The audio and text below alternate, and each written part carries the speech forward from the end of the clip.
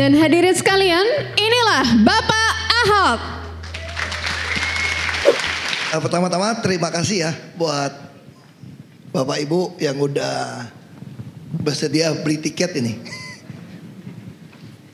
Saya masih ingat waktu A3 tempo hari banyak yang gak kebagian tiket. Lalu pada bilang bikin lagi dong. Terus saya bikin lagi, saya statusnya apa ya? Saya juga bingung nih. Saya ditanya dari teman, ini teman kasih satu gelar baru nih. Profesinya apa? Waktu saya ketemu ada orang asing juga tanya. Saya ya politician gitu, kira gitu kan.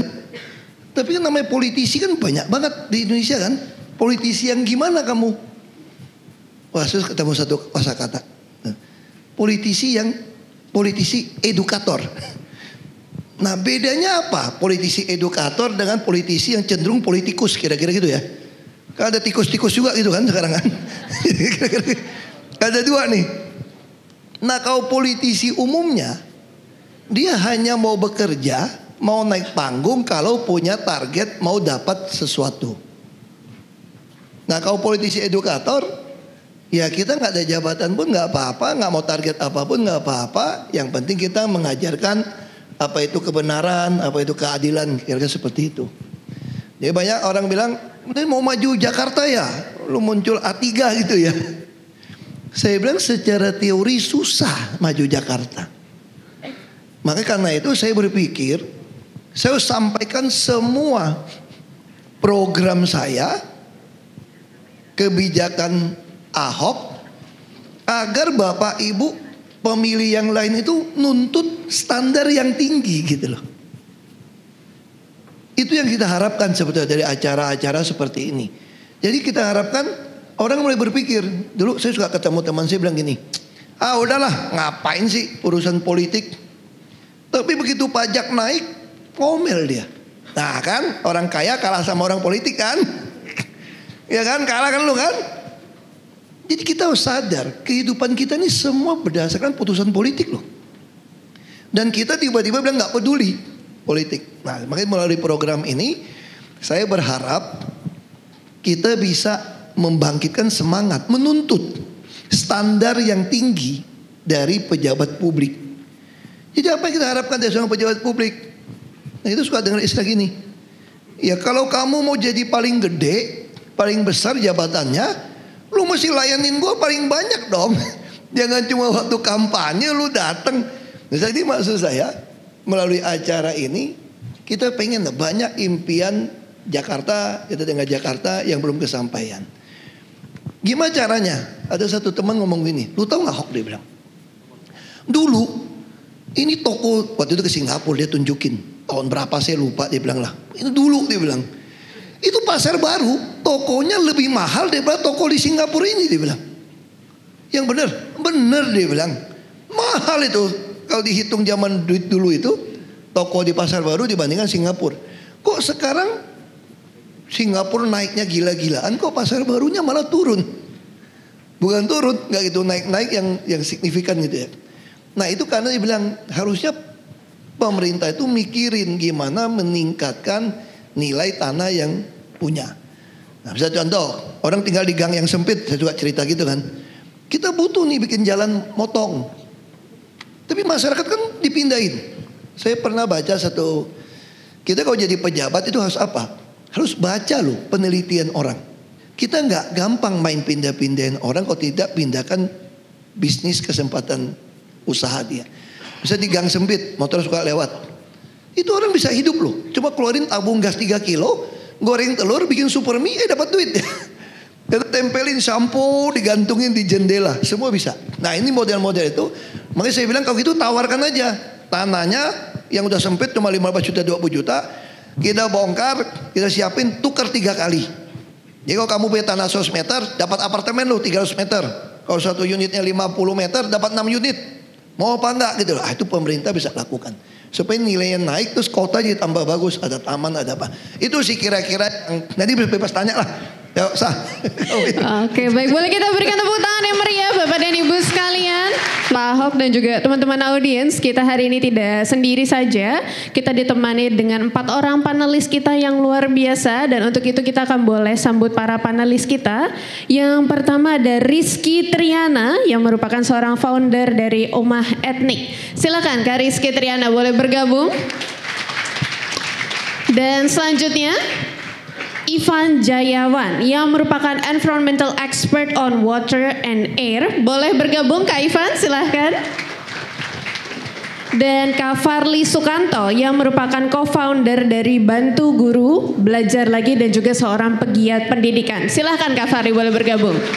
Dan kita juga kedatangan Abigail Limuria yang merupakan founder social media platform What Is Up Indonesia. Silahkan Kak Abigail boleh bergabung bersama dengan kami. Dan mungkin boleh memperkenalkan diri dari Kak Ivan mungkin ya. Dari Kak Ivan, Kak Abigail, Kak Rizky dan juga Kak Farli. Boleh silahkan. Selamat sore semuanya. Perkenalkan nama saya Ivan Jayawan. Background saya di bidang lingkungan, ya saya memang sekolahnya di bidang lingkungan dari S1 sampai S3 dan sekarang saya selain di entrepreneur di industri lingkungan, saya juga kasih edukasi tentang polusi udara, tentang air melalui sosial media saya di Twitter dan juga di Instagram. Terima kasih. Luar biasa sekali, eksperimental di environmental ya teman-teman. Silahkan Kak Abigail. Halo semuanya, nama aku Abigail, co-founder dari What Is Up Indonesia, disingkatnya WIUI, jadi WIUI. Itu media sosial politik untuk orang-orang muda Indonesia yang tumbuh besar secara internasional, dan waktu itu di pemilu 2024 aku juga co-inisiator dari Bijak Memilih. Baik, luar biasa. Terima kasih Kak Abigail. Silahkan Kak Rizky. Halo semuanya, nama saya Rizky Triana. Saya founder dari OE, Omah Etnik, brand fashion retail yang sudah berdiri 11 tahun. Jadi kami menggarap budaya seperti batik, tenun di fashion yang lebih modern. Saat ini kita ada di Jakarta, Surabaya, Bali, dan juga Kuala Lumpur. Luar biasa, sudah mancanegara. Baik. Silahkan Kak Farli. Selamat sore semuanya. Perkenalkan nama saya Farli Sukanto. Fun fact-nya dulu, saya pernah jadi anak buahnya Pak Ahok waktu di magang nih, bukan anak buah nih. Iya, magang, program magang di Pemprov DKI tahun berapa ya Pak? 2000. Yang pasti bukan tahun 2017. Karena saya sedang ngambil S3 waktu itu. Iya. Sekitar 2018 2019 di bidang pendidikan ngerjain revitalisasi pelatihan guru. Karena itu setelah beres magang sama Pak Ahok, saya mendirikan satu organisasi namanya Bantu Guru Belajar Lagi yang fokusnya masih sama, pelatihan guru, bahkan tidak hanya di Jakarta. Sekarang kami juga fokus memberikan pelatihan untuk guru-guru bahkan sampai ke Nusa Tenggara Timur dan daerah-daerah lain di Indonesia. Baik, luar biasa sekali Bapak dan Ibu sekalian. Kita kali ini mengambil sesi pertanyaan dari fishbowl yang ada nih Pak. Mungkin boleh Pak Ahok nanti ambil juga boleh. Nanti yang kita sebutkan nomor dan tipenya, boleh langsung saja berdiri dan memberikan pertanyaannya. Kategori reguler dengan nomor 2. Selamat sore, sore Pak Ahok dan panelis yang lain, dan selamat sore teman-teman semua. Perkenalkan saya Dedi dari Jakarta Barat. Langsung aja, saya fokus ke pendidikan dan kesehatan Pak. Nah, bagaimana strategi Bapak untuk saat ini? Mungkin dari teman-teman sudah tahu ya perubahannya era setelah dari Pak Ahok dan sampai saat ini seperti apa. Jadi intinya adalah bagaimana cara Bapak pada saat nanti akan diberi kesempatan menjadi gubernur kembali dalam hal pendidikan dan kesehatan. Terima kasih. Silahkan Bapak, boleh langsung dijawab terlebih dahulu. Mungkin lebih tepatnya gitu ya. Minimal kebijakan saya dalam pendidikan dan kesehatan. Supaya siapapun jadi gubernur, kalian harus menuntut itu.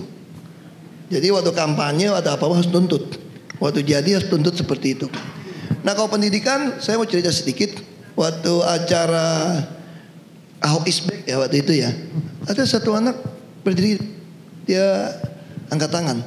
Terus dia bilang, saya ini lulusan dari MH Tamrin Pak. Kalau bukan karena Bapak, saya nggak mungkin kuliah ke luar negeri. Nah kenapa? Jadi paling penting sisi pendidikan, saya ingat Bapak saya dulu suka bilang saya gini, kalau saya tuh juara 1 nih sekolah SMP gitu ya. Ada teman saya juara 2, juara 3. Pas Bapak saya bilang, enggak, kamu kalah pinter sama dia. Ya gitu, si Sayono kalah pinter. Mana bisa, saya juara 1 kok. Bapak saya enggak, karena kamu makanan kamu baik. Kamu punya waktu banyak. Nggak pernah kerja, nggak pernah, ya kita dari zaman kecil udah sanjok, kloset duduk, makan udah kayak orang Belanda kok. Orang teman masih pakai sepatu, kadang-kadang sepatu karet, nggak ada sepatu, saya udah pakai sepatu kickers. Kira-kira kayak gitu. Jadi kata bapak saya enggak. Nah itu yang saya lakukan di Jakarta dulu. Saya tidak izinkan satu sekolah itu harus nilai tertinggi baru masuk. Karena banyak anak orang nggak mampu dites, nggak masuk, dia masih sekolah yang jauh. Bapak emaknya nggak punya ongkos. Apalagi kurikulum sekarang kan agak berat ke depan. Makanya saya kasih kuota, termasuk Hemat Tamrin. Saya lagi nonton di Senayan, Plaza Senayan, ketemu lagi 3 anak. Dia bilang, Pak, saya ini lulusan Hemat Tamrin karena kebijakan Bapak. Jadi intinya tidak boleh ada satu anak pun tidak sekolah. Jadi kadang-kadang kayak teman saya dulu ya di kampung, SD pinter, SMP pinter, SMA drop. Kenapa? Karena dia patah semangat. Dia bilang, buat apa saya rajin hok? Kalau kamu, papamu kaya lah, di kampung dianggap kaya lah. Banding orang Jakarta mah nggak ada apa-apa kita, tapi di kampung dianggap kaya. Papamu kan kaya, kamu bisa kuliah ke Jakarta. Kalau kami kan nggak bisa. Makanya disitulah yang paling penting, setiap anak tidak boleh patah semangat. Bahwa kamu kalau tidak punya papa mama yang kaya, tidak punya om tante yang kaya, tidak ada orang baik hati yang kaya, kamu punya bapak di pemerintah yang kaya. Itulah kepala daerah Anda, gubernur ataupun wali kota, bupati. Anda punya bapak itu. Makanya dulu waktu saya jadi gubernur, balai kota saya buka. Saya masih ingat Mas Jarod dulu ya. Kalau Anda nggak biasa gitu ya, Anda nggak tahan loh lihat orang itu ratusan di depan. Dia bilang, aduh, itu ramai banget kayak pasar gitu loh. Tapi kalau kita pengen menjadi orang tua buat warga, pasti Anda lakukan. Saya mau tanya, kemarin saya ketemu orang tua juga, ada nggak orang tua yang bilang, anak-anak gue jangan ke rumah gue dong, gue sebel nih. Justru yang terjadi semua orang tua merasa, kok anak-anak saya nggak ke rumah saya ya, nggak mau datang ya. Ada orang tua yang kaya bikin kamar gitu banyak, harapannya anak mantu cucu mau datang, kagak datang. Sedih, minta ampun. Nah itu yang saya maksud. Pendidikan kesehatan juga sama. Kesehatan kita udah lakukan sampai kecamatan. Kenapa saya ubah jadi rumah sakit RSUK? Karena ini pengalaman waktu saya jadi bupati. Waktu bupati sakit, dirujuk opname di kabupaten. Begitu kirim ke sana, belum sembuh pulang, meninggal. Saya ngamuk. Ini udah gratis kok, kamu kok kurang ajar, bapakmu belum sembuh kok kamu bawa pulang. Oh terus nangis. Kenapa nangis? Saya juga kaget. Udah ya dulu kan saya belum kuliah di Makobrimob, cepat marah gitu ya. Kalau udah di Makobrimob, kamu marah, sesek loh, nggak bisa marah loh dalam itu, karena nggak bisa keluar. Iya ini bukan joke, kan coba rasain. Kalau mak bapak lu kurung, lu nggak boleh keluar dari rumah aja lu marah sesek loh. Itu nggak, jadi saya belajar nggak bisa marah. Tapi waktu itu dia bilang gini, nangis. Ternyata baru saya sadar, orang yang ekonomi kurang beruntung, waktu di ibu kota nungguin bapaknya atau emaknya sakit, dia 50.000 nggak cukup buat makan, nungguin. Sedangkan gaji dulu UMP nggak sampai 1 juta berapa gitu loh, lebih dari UMP dia nggak mungkin. Jadi saya mulai ngerti, oh kalau gitu mesti perbanyak dokter, opnamenya mesti di kecamatan atau di desanya supaya dia dekat. Dulu kita di Pulau Seribu, saya sempat mau beli helikopter loh, ingat ya dulu. Karena banyak nyawa nggak ketolong, Pulau Seribu sakit. Saya dulu udah mau rancang dapat duit kalau saya bisa penghematan. Salah satu duit tema atau enggak? Saya pengen penghematan pembangunan infrastruktur. Semua nodong aja sama pulau reklamasi kira-kira gitu loh. Lu mesti bayar 15% dari setiap tanah yang lu jual. Enak aja, lu cuan sendiri. Kan kita mesti 3C dong. Mesti orang Chinese suka kalau dagang. Mesti Chengli, cuan, cincai. Ya dong, Chengli mesti fair kan. Teman saya bilang ada 4C. Apa? Baru kita cia makan. Tapi bukan cia orang gitu ya. Jadi itu dasar. Jadi intinya tidak boleh orang membiarkan orang. Terus mungkin Anda nggak tahu kelas 3 siapa yang bikin? Itu saya yang bikin di Belitung Timur. Saya tanda tangan pertama sebagai bupati. Kelas 3 gratis semua. Dulu pakai kartu. Orang yang kurang beruntung nggak dapat kartu. Mereka panggil askes. Ini wilayah gua bupati. Gua mau tanda tangan perjanjian. Siapapun mau masuk kelas 3 gratis. Gimana ngukurnya? Orang kaya nggak mau kelas 3 bos. Gua bilang nggak tahan. Tapi saya tidak mau juga orang dikira kaya. Yang paling susah di dunia ini dikira kaya padahal kita bokeh, betul nggak? Itu paling susah. Banyak pensiunan nasibnya kurang baik. Dia pakai bajunya rapi, rumahnya juga bagus, itu nggak dapat kartu askeskin. Akhirnya dia nggak berani berobat, lab segala macam gimana? Nah disitulah kita perlu, tapi preventif lebih penting. Bagi saya kesehatan tuh, kenapa saya bikin di pasar-pasar? Ini memang mesti turun dengerin orang gitu ya. Saya mau ditemukan, ini ibu-ibu kok suruh kasih gratis cek, katanya perempuan kan mesti di pap smear gitu ya, cek kanker rahim apa gitu. Kok nggak mau check up gratis? Wah baru saya sadar kalau orang duitnya pas-pasan, dia punya duit tiap hari ke pasar. Naik mikrolet, naik angkotan ke pasar. Kenapa dia tiap hari ke pasar? Nggak punya kulkas. Kita yang menengah punya kulkas, punya freezer. Nah kira-kira gitu kan. Dia mesti bolak-balik ke pasar. Kalau duitnya ke rumah sakit nggak bisa, langsung saya ubah. Kalau gitu di pasar ada klinik untuk check up. Cek tensi, cek apa. Supaya dia itu kita bisa jaga dia seperti apa. Nah ini pola-pola ini yang kita. Lalu saya bikin apa lagi? Saya temukan lagi gini. Ini lucu, Jakarta ini lucu-lucu. Ini lucu-lucu Jakarta nih. Dekat hari raya banyak orang lansia tuh sakit tiba-tiba. Masuk rumah sakit. Kenapa? Anaknya gak punya duit. Sewa babysitter. Suster saja ngerawat bapak emaknya yang sakit. Yang tua. Kan dia mau pulang kampung kan. Hari raya kan, dia titip masuk rumah sakit loh. Itu sih masih oke. Tapi penuh kan, diusir pulang gimana nggak tega. Terus saya juga temukan, itu masih cerita guyonan. Gimana orang kena stadium 4? Dokter dia bilang pulang aja deh, udah nggak ketolong. Pulang ke rumah, anaknya juga nggak bisa kerja, nggak bisa bantuin. Panas, air nggak ada, air bersih. Di utara air asin. Wah itu gimana tuh? Udah nggak punya duit, panas lagi. Lebih cepat mati nih. Makanya dulu Sumber Waras saya mau bikin 500 unit apartemen. Supaya waktu yang pulang, itu namanya palliative care. Udah lu jangan pulang, lu nikmatin dulu. Jadi orang kaya, berenang gitu kan.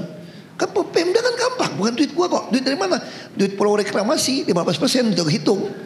Bangunnya 1 triliun 2 triliun gampang, gua udah hitung. Bisa dapat 120 triliun kok. Udah, biar dia tuh gak usah pulang. Saya yakin umurnya bertambah. Tadi doanya mungkin Tuhan saya pulang sajalah ke rumahmu. Kira-kira gitu kan. Begitu dapat apartemen yang enak, Tuhan kayaknya perpanjang sedikit. Gue gak pernah nikmatin. Dengan musik, kolam renang apa gitu kan. Nah itu saya udah selesai rancang semua di Sumber Waras. Ada yang jahil. Dia bilang saya belinya kemahalan. Karena gak pakai NJOP di belakang. Gue jangan ribut. Mau siapa gue jangan ribut. Gue jangan ribut aja. Tapi kalau sekarang udah gak. Itu kan dulu belum kuliah. Belum kuliah. Jadi intinya gini, pendidikan atau kesehatan, setiap orang berhak, itu dasar hak asasi manusia. Dan pemerintah harus bantu. Intinya setiap manusia berharga. Kita seperti orang tua kan, kamu gak mau dong anakmu, keluargamu sakit, gak sekolah. Harus seperti itu, punya attitude, kira-kira itu sih. Izin nambahin Pak Ahok. Jadi kalau ngomongin pendidikan, biasanya saya tuh ingetnya 3 Pak. Akses, kualitas, sama kesetaraan gitu ya. Kalau akses tuh kurang lebih ngomongin semua anaknya harus bisa masuk sekolah dulu gitu. Ada bangunan sekolahnya. Di Jakarta sekolah negeri udah gratis. Anak-anak yang kurang mampu bahkan dikasih KJP gitu ya, biar dia bisa beli peralatan sekolahnya dan lain-lain. Pokoknya pastiin anak-anaknya masuk dulu gitu ya. Nah, saya mungkin lebih banyak mau ngomong soal kualitas karena akses dengan begitu banyak yang sudah dilakukan, mungkin saya nggak tahu datanya, mungkin tapi 90% anak-anak tuh udah ada di sekolah. Pertanyaannya, begitu dia ada di sekolah, kualitas belajarnya bagus apa enggak, gitu ya. Nah, dan saya mungkin mau lebih menekankan soal gurunya, gitu ya, karena kalau saya banyak baca di mana-mana, kualitas pendidikan di satu negara bahkan itu nggak mungkin melampaui kualitas gurunya, gitu. Jadi itu sangat ditentukan sama gurunya karena dia yang tiap hari ngajar anak-anaknya. Tapi guru itu juga bukan isu yang gampang untuk diselesain. Seperti misalnya contoh, mungkin waktu itu Pak Ahok pernah naikin gaji guru. Karena concern utama pasti kalau guru-guru kesejahteraannya dulu gitu ya. Menariknya, saat kita sudah selesai dengan kesejahteraan guru, pertanyaannya kualitas pendidikan naik atau enggak? Naik enggak? Sayangnya enggak gitu ya. Karena begitu saya belajar juga ternyata ngurusin pendidikan, specifically ngurusin guru ini ternyata nggak bisa ngambil satu jalan doang gitu. Ternyata semua jalan yang mendukung si keberhasilan ini harus dijalanin semua. Kesejahteraan diberesin, waktu itu Pak Ahok langsung pelatihan gurunya nih. Waktu itu berangkat dari isu pas liburan sekolah. Biasa kan kalau guru-guru ya manfaatin liburan sekolah buat belajar lah ya. Anak-anak kan lagi libur tuh, guru-guru belajar. Kalau di kita kebanyakan gurunya liburan juga. Bukan nggak boleh gurunya liburan, tapi maksudnya harusnya ada waktu belajar juga gitu ya. Nah jadi yang penting tuh sebenarnya juga itu ya. Kenapa? Karena saya ngerjain pelatihan guru juga, saya ngeliat itu isunya di Jakarta.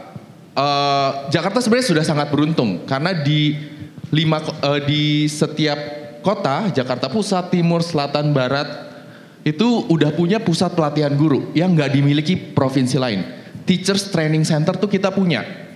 Masalahnya begitu kita datang ditanya ke kepalanya, Pak, boleh lihat nggak rencana 1 tahunnya nih bikin pelatihan guru apa aja gitu ya? Mungkin untuk mempersingkat, kalau di perusahaan tuh kita bikin need assessment dong, biar tepat sasaran masalah pendidikan kita apa, guru-guru tuh ngalamin masalah di kelas apa. Itu belum gitu. Nah jadi mungkin itu tuh yang harus dibantu, need assessment pelatihan guru supaya guru-guru, kalau dulu saya jadi guru di Jakarta dikasih surat sakti aja Pak, materinya ini, nama-nama gurunya ditulis, datang. Begitu datang, saya nggak butuh materi ini nih gitu. Udah gitu narasumbernya kurang asik gitu, kayak jelasin PPT doang. Nah itu meningkatkan kualitas guru. Sama yang terakhir mungkin kesetaraan kali ya Pak, yang tadi. Jadi kita pengen semua orang at least dapat standar kualitas yang bagus, semuanya dapat kualitas yang bagus. Kita tahu kalau biasanya orang kaya tuh lebih pinter gitu ya Pak ya. Orang miskin tuh lebih secara kemampuan pendidikan nggak bisa ngejar gitu. Karena tadi Pak Ahok juga cerita kalau orang berada makanannya bagus, bisa dikasih buku-buku bagus sama orang tuanya gitu sejak lahir gitu ya. Nah, tapi bagaimana? Saya potong ya, ini berlaku untuk kota mungkin ya. Kalau di kampung saya tuh orang nggak mampu pinter-pinter, karena mau dapat proteinnya gampang, ke laut ikan, makan daging itu gampang. Memang cuma soal sumber buku aja sih. Ini kan zaman internet kan, itu memang makanan. Kunci dari makanan hamil, makanya kita urus. Ibu hamil itu dulu, saya setiap kelurahan itu kita ada RPTRA, itu kita urusin itu. Ibu-ibu PKK yang hamil semua harus dari hamil harus makan. Itu masalahnya. Termasuk di Jakarta tuh ada masalah, ini kan ahlinya nih, masalah kesehatan mental. Dulu kita bikin rumah di Tebet, saya ingat sewa rumah apa untuk menampung mereka datang. Termasuk RPTRA itu ada bagian dari untuk, kan tidak semua orang dilahirkan dengan ya ada yang kebutuhan khusus gitu kan. Nah kebutuhan khusus itu, kesehatan mental seperti itu harus ada yang taman, ya kumpul sesama dia. Nah itu kita harus pikirkan. Saya potong. Intinya itu kita mau dapat guru yang baik. Kata Lee Kuan Yew nih, mau dapatin pegawai negeri yang baik, Anda mesti berani gaji mereka melebihi gaji dia dapat di swasta dong. Jadi kita mau guru yang bertanggung jawab, tapi Anda juga harus dibayar dengan baik. Ada satu sistem lah. Makanya saya dulu bikin banyak RPTRA untuk itu. Supaya kita bisa monitor rakyat butuhnya apa. Terus saya sempat mau kerjasama psikologi universitas untuk bisa datang ngobatin. Itu sih kira-kira sih. Nomor 36. Selamat sore Bapak Ahok. Selamat sore Bu. Ya, sama panelis yang lainnya dan teman-teman di sini. Nama saya Novi Pak, seorang ibu rumah tangga Pak. Saya pengen Pak, punya kepengenan. Kebetulan kan ibu rumah tangga kegiatannya tuh ke pasar gitu ya Pak ya. Jadi saya pengen nanti kalau Bapak memimpin di Jakarta, kerinduan saya untuk punya pasar seperti di BSD gitu loh Pak, pasar modern gitu. Jadi kalau hari hujan kita ke pasar tradisional itu Pak, becek terus kan nggak bisa pakai troli juga gitu loh Pak, ngangkut-ngangkutnya. Itu sih Pak keinginan saya. Terima kasih Pak Ahok. Terima kasih. Silahkan Bapak. Jadi ini Pak Priska masih mulai catat nih. Salah satu syarat mau jadi gubernur Jakarta mesti beresin semua pasar. Kayak pasar modern di BSD.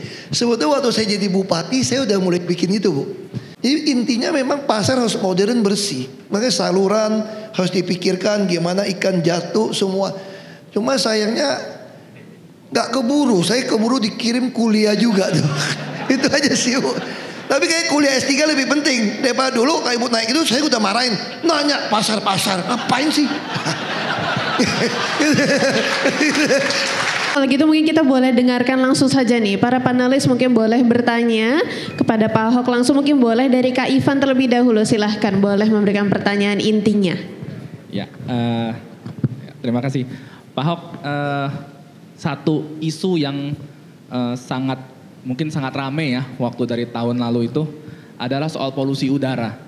Ya itu mungkin teman-teman semua yang di Jakarta kerasa banget ya. Kita keluar ngelihat itu butek banget udaranya gitu loh. Nah itu kira-kira kalau dari Pak Ahok solusinya gimana Pak Ahok? Ya solusinya mesti tegas aja tapi jangan marah kayak dulu gitu loh. Suka malam-malam orang punya aki plastik itu. Kalau dipakai diolah dibakar dengan insenerator kan mahal. Itu mereka terima, bakar itu. Itu polusinya itu ngeri itu. Dengan bakar-bakar bahan-bahan timbal segala macam itu. Nah kenapa? Karena semua ada duitnya. Akhirnya saya kerjasama sama Kodam Jaya. Saya dulu langsung menghapus premium loh Jakarta. Nah kenapa saya minta pulau reklamasi itu dikenain 15%. Saya pengen bangun LRT itu kan. Nyambung nih. Jadi supaya itu saya mau bikin parkiran gede di Monas. Jadi kita sediakan di luar ini tempat parkir yang luas. Supaya orang parkir di situ, lalu dia naik kendaraan ini. Saya siapin bus-bus. Sampai saya bikin bus yang lantai bawah. Supaya orang yang naik kursi roda bisa naik disabilitas. Semua saya siapin. Semua keliling di jalur utama. Tapi orang salah paham, Ahok larang motor, larang apa. Padahal maksud saya itu motor bisa lewat belakang. Nah itu saya pengen beli tanah-tanah itu. Ya saya mau tukar 1 tukar 3 itu loh. Biar ada jalur alternatif. Nah sepeda bisa lewatin sungai, bisa lewatin taman secara layang. Nah itu orang bilang karena mobil. Kendaraan sekarang tuh gak bisa pakai yang di bawah Euro 5 tau gak. Kita memang ada sedikit masalah nih. Solar kita itu belum produksi yang Euro 5. Pemerintah paksakan ada pakai. Jadi truk-truk kita tuh sedikit ada masalah. Tapi polusi terbesar itu ternyata dari PLTU. Ini PLTU nih. Nah saya bilang waktu saya di Pertamina, sebetulnya gampang ya. Anda bicara energi terbarukan. Semua bicara gitu dong. Saya mau tanya, tenaga surya, mau tenaga angin, tenaga apapun, backupnya apa? Pakai baterai, bonyok duitnya. Backup terbaik adalah PLTP, panas bumi. Dan kita sebagai Indonesia dikasih sepanjang negara kita ini panas bumi, ibaratnya dapur. Ibu-ibu pasti paham lah. Ini udah kualinya udah panas nih. Siram air mah langsung keluar uap kan. Apalagi udah ketemu teknologi di bawah 10 bar udah bisa produksi 5 megawatt. Ada teknologi turbin yang baru. Itu kita tancap-tancapin aja biar seluruh Indonesia ini kita pakai panas bumi. Kan bagus dong. Ternyata PLN kontraknya panjang sama yang punya batu bara katanya. Nah kalau itu jangan tanya gue lah. Nanti tunggu urusan juga. Ya itu sih. Tapi inti kita bisa kok sebetulnya atasin. Nomor 62. Terima kasih. Nama saya Bambang. Pak Ahok, saya pernah di Manggar, Pak Ahok. Oh. Ya dari salah satu agen alat berat. Ya. Pertanyaan saya Pak Ahok, yang pertama,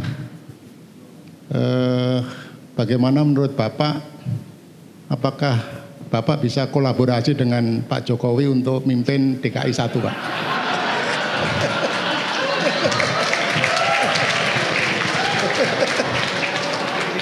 Kemudian yang kedua Pak, kedua aja, ini masalah transportasi Jakarta.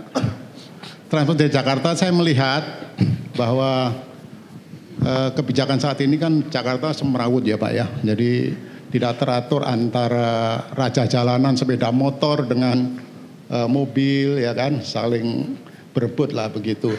Kira-kira solusi Bapak apa? Karena Transjakarta juga dan LRT juga sangat tidak sanggup menarik penumpang sepeda motor dan penumpang mobil beralih ke transportasi umum. Ini menurut saya menjadi terus berkelindan tahun berganti tahun. Terima kasih Pak. Baik, silahkan Bapak. Saya kayaknya jawab yang kedua lebih gampang deh Pak daripada yang satu. Makanya saya bilang, saya pengen menawarkan itu tukar tanah 1 dapat 3 itu Pak. Supaya banyak jalur tikus. Ini yang penting. Kenapa saya juga bilang Pulau Reklamasi itu mesti bayar kontribusi 15%. Supaya bisa bangun jalur-jalur LRT. Kalau tidak nyambung semua Pak, orang nggak mau naik Pak, karena lebih efisien ini. Dan sayangnya waktu saya bilang motor dilarang, kamu naik bus parkir di sini, saya tanggung murah. Wah pada marah sama saya yang punya motor. Nah di situ saya bilang fungsi orang tua. Kita kadang-kadang kalau jadi seorang gubernur, saya harapkan ketika kamu membuat kebijakan untuk kebaikan semua warga Jakarta, sekalipun kamu kehilangan sebagian suara, kamu harus lakukan. Itu standar bagi saya seorang gubernur. Bisa lakukan apa? Karena kita seperti orang tua kan. Masa kadang-kadang kita orang tua kasih tahu anak, gak boleh makan coklat tuh ya. Datang adik kita, pinter-pinter dia datang, dia kasih anak kita coklat. Langsung anak kita bilang, Om lebih baik daripada papa. Om lebih baik. Karena kasih saya makan coklat. Kita bilang gak bisa, udah gosok gigi gak boleh main, malam gak boleh makan lagi. Kalau Om datang nginep, kasih makan, dia bilang dia lebih baik. Hari ini dengan pemilu, dengan demokrasi yang popularitas suara, itu membuat orang melakukan segala cara. Makanya saya bilang kami ini politisi edukator. Hasilnya tidak dipilih pun gak apa-apa. Apalagi dikirim ke Makobrimob dapat S3 kan lumayan Pak. Ya kan kalau dulu saya itu ngomongnya lebih cepat Pak, gak bisa rem Pak. Nah karena di dalam kalau gak mau rem tabrak tembok lu. Nah, kan gitu. Jadi semua itu ada baiknya. Nah, soal kolaborasi dengan Pak Jokowi, Bapak perlu tanya sama Pak Jokowi Pak. Itu sih Pak. Baik, luar biasa sekali Bapak dan Ibu sekalian. Boleh dilanjutkan dengan Kak Abigail, silahkan boleh memberikan pertanyaannya. Oke, Pak Ahok, aku mau tanya soal toleransi. Jadi kalau misalnya nginget Pilgub 2017, kayaknya kalau dari komunitas aku dan banyak orang yang aku tahu tuh kayaknya memorinya nggak baik gitu ya. Karena polarisasi perpecahannya tuh keras banget. Dan ini kan Pak Ahok ada ancangannya mungkin pengen running lagi. Dan mungkin kemungkinan... Lu tahu dari mana gue pengen running lagi? Dari sini, mungkin kan ini. Mungkin. Gue pengennya bisa main golf terus sebetulnya. Oh gitu. Ya mungkin kalau misalnya jadi. Dan kemungkinan kan lawannya bisa sama lagi gitu. Nah ini kan jadi banyak yang dak-dik-duk nih maksudnya.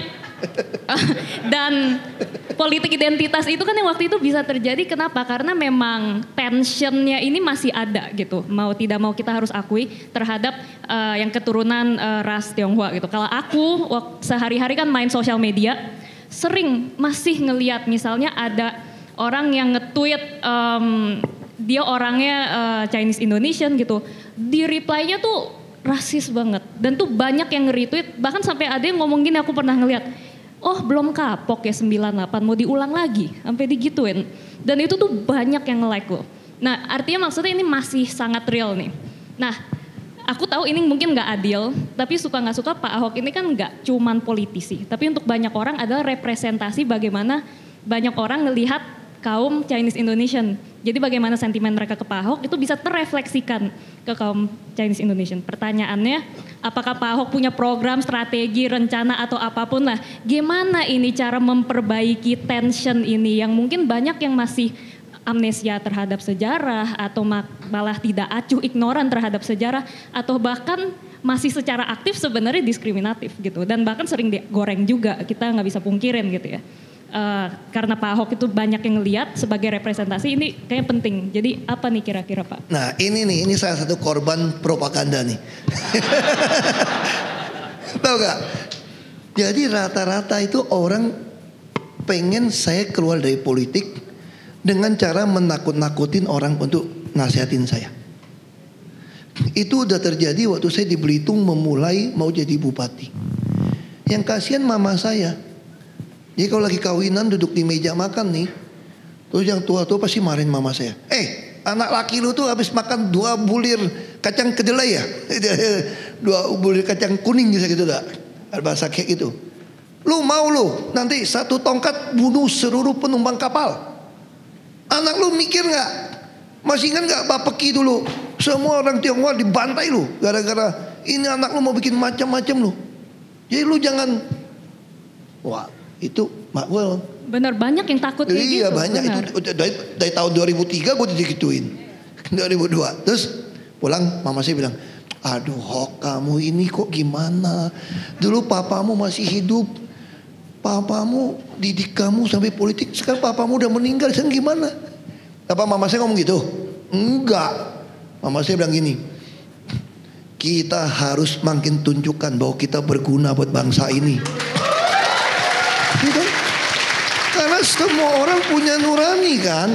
Makanya mama saya selalu bilang gini, orang bilang enak ya anak lu jadi bupati ya. Terus mama saya bilang enak apa? Kamu gak tahu, ini kerjaan seluruh keluarga. Apalagi model saya kan semua ngamatin. Ini apa kelemahannya? Mama saya juga diamatin semua. Kita satu keluarga harus kerja dengan baik-baik, hati-hati. Karena ini kerjaan satu keluarga. Coba kalau gue juga ikut-ikutan yang lain, nggak ada yang ribut sama gue kok. Nah balik lagi soal ini, betul nggak? Ini kesejarah.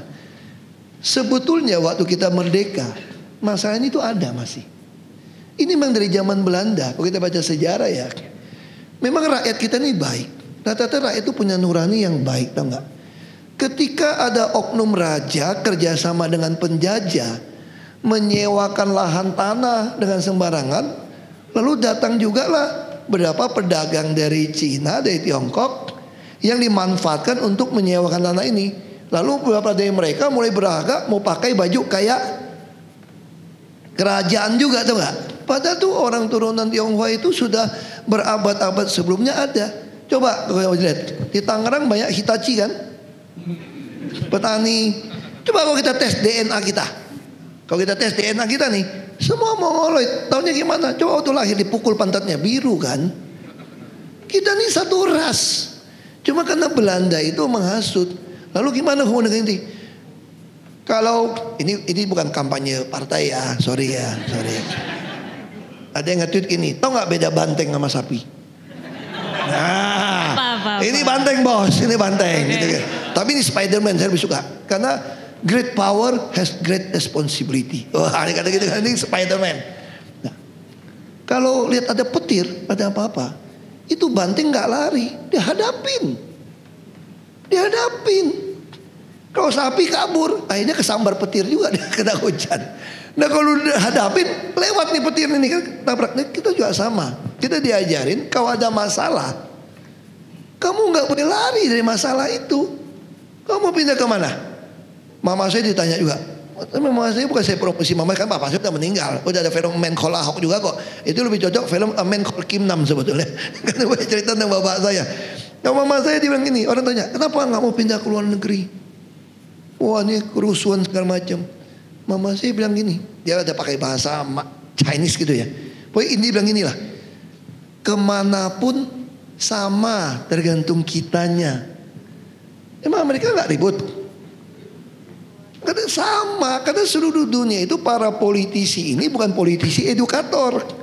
Politisi yang memanfaatkan segala ini, dia pelajarin kelemahan kita buat dapat suara.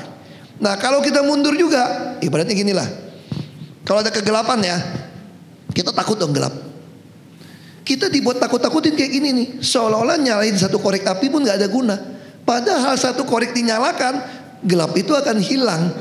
Nah kita dibuat takut menyalakan korek. Seolah-olah korek ini kalah sama kegelapan. Ini kegelapan yang kita hadapin di Indonesia. Ini masa-masa kegelapan. Karena itu kita harus bertahan. Nah saya beberapa kali mau ngajak teman saya bisnis gitu ya. Dia bilang gini sama saya. Waktu itu kan saya di tahanan kan. Di tahanan tuh paling banyak lucu-lucu deh. Datang teman-teman. Waduh, Hok, nggak berasa ya lu udah setahun di sini ya. Nah, itu ngomong yang lucu. Tapi ada cerita betul nggak? Udah kita kumpulin duit Hok. Lu jangan buat gara-gara lagi, kita kasihan sama lu. Kalau lu kan merasa lu yang jadi korban kan. Kalau ini dia nggak merasa jadi korban, dia merasa saya jadi korban. Dia merasa kasihan Hok, cukup Hok. Lu udah bekerja baik untuk rakyat, udah banyak berkorban, lu udah cukup. Kita kumpulin duit, lu dagang aja, lu dagang. Ada lagi teman mama saya datang, kita udah kumpulin duit Hok, lu tinggal di luar negeri Hok, kita siapin duit. Ada lagi teman saya datang bawa orang dari Swiss, bawa formulir apa? Suaka politik. Saya boleh tinggal di Swiss, nanti tuh lu ngerti gak nih? Gue gak bisa pulang lagi loh kalau gue tanda tangan suaka politik. Sampai mandiri kasih hidup. Kalau gue di Makobrimob 2 tahun doang kuliah program gue kan, dikurangin liburan semester lagi, remisi maksudnya. Jadi gue kepotong 3,5 bulan, gue pulang nih. Nah terus apa gue? Tapi ada satu teman yang cukup baik. Dia bilang gini, ini agak membanggakan teman. Hok, lu nggak boleh tinggalin politik. Kenapa? Kalau dagang kita ini udah banyak yang jago dagang, Hok. Yang ketemu orang kayak lu nih susah, Hok, dia bilang. Jadi lu mesti terus supaya anak cucu kita tuh orang bisa terima semua. Beda gitu. Bisa terima kan? Nah yang lebih lucu lagi ada tukang ikan waktu jadi bupati. Sama rasis aku udah dengar dari bupati. Bayangin tukang ikan bawa golok gede-gede, saling ribut nih. Jangan pilih Ahok. Wah istilahnya gitulah. Ini kan dianggap kafir lah gitu kan. Jangan pilih. Terus tadi aku suka tuh ketemu teman saya dari orang PKS atau teman Dewan. Aku suka kalimat lu paling bener nih Hok. Dia udah keluar. Lu bilang, kalau kita bilang seagama, kalau soal hidayah urusan beda, dia bilang seagama, sama-sama kita benci korupsi, sama-sama kita benci munafik, sama-sama kita mempertahankan kebenaran, keadilan, kejujuran, perikemanusiaan. Aku suka banget. Makanya kita ini dalam hal itu kita seagama dia. Kita ini satu konsep. Coba bayangin, ini orang tadi pagi datang ke rumah sarapan sama saya, dia bisa ngomong kayak betul. Lebih lucu cerita tukang ikan. Saya mau maju bupati ini. Wah pasti gosip itu dong. Lu jangan bikin kita mati suatu kampung ya. Tukang ikan nih. Terus tukang ikan pada ribut. Jangan pilih Ahok. Terus si tukang ikan bilang gini. Gue kasih tahu lu semua katanya. Saya dengar aja bilang tukang ikan sombong nih. Gue panggil dia. Orang tua. Lu kok sombong amat ngucapin kalimat itu? Kalimat apa? Lu bilang sama semua tukang ikan yang lain. Kalau kalian tidak mau pilih Ahok jadi bupati di kampung kita, saya jamin sama kalian 30 tahun lagi tidak muncul lagi orang seperti dia. Sombong banget. Aku panggil dia. Dari mana? Saya kenal bapak lu, karena ini impian papamu. Papamu dari gak sekolah kelas 3 kerja begitu kaya. Ini ada dasarnya. Jadi papa saya itu kerja sama Belanda. Waktu nasionalisasi Belanda ngajak papa saya ke Belanda. Terus si Belanda menghasut, orang asam juga Belanda. Lu pergilah, nggak ada masa depan lu di sini. Ini orang sini semua, lu juga Chinese gitu kan, nggak ada guna lu di sini. Lu ikut gua ke Belanda, lu pintar bisa kerja. Ngapain lu sini? Nggak bakal ada meritokrasi, lu nggak bakal dihargain. Lu kok di Belanda lu bisa jadi orang lu masih bujangan.